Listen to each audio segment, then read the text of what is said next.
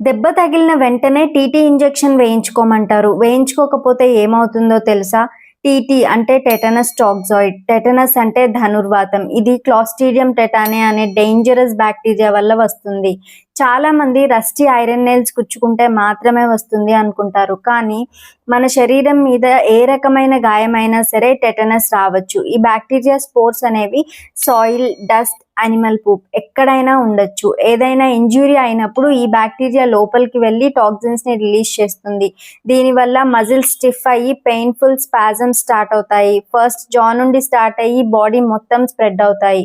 Finally respiratory muscles కూడా involve అయ్యి breathing difficulties వచ్చి చనిపోతారు. దీనికి క్యూర్ లేదు. Prevention is the only key. Tetanus ని ప్రివెంట్ చేయడానికి టీటీ వ్యాక్సిన్ చాలా ఇంపార్టెంట్.